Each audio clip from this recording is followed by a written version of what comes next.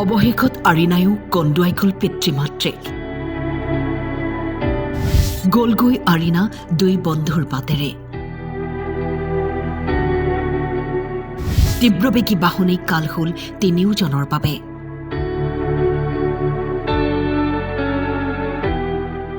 বাৰ March সেই ভয়ংকৰ পথ দুৰ্ঘটনাটো নিশ্চয় মনত আছে।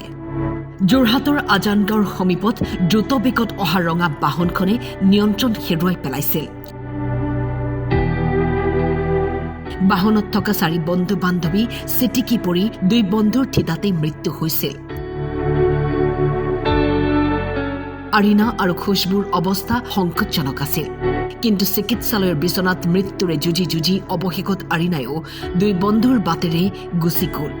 চিকিৎসকে জানিবলৈ দিয়া মতে আৰিনাৰ ব্ৰেইনে কাম কৰা বন্ধ কৰি দিছিল। নেক্সট দিনাৰ পৰা অলপ সুস্থিৰ হৈছিলে, কিন্তু হ'লেও ব্ৰেইনৰ কোনো ভিজিবল এক্টিভিটি, যিটো তাইক নাম মাতিলে বা হেৰি কৰিলে বা পিঞ্চিং কৰিলে ব্ৰেইনৰ যিটো মুভমেণ্ট থাকিব লাগে, ব্ৰেইনৰ যিটো এক্টিভিটি, সেইটোতো লাষ্টলৈকে নাই। কাজিৰঙা ইউনিভাৰ্চিটিত পঢ়ি থকা 4 শিক্ষাৰ্থীৰ ইতিমধ্যে প্লেচমেণ্টো হৈ গৈছিল। আটাইকেইজন আছিল মেধাৱী।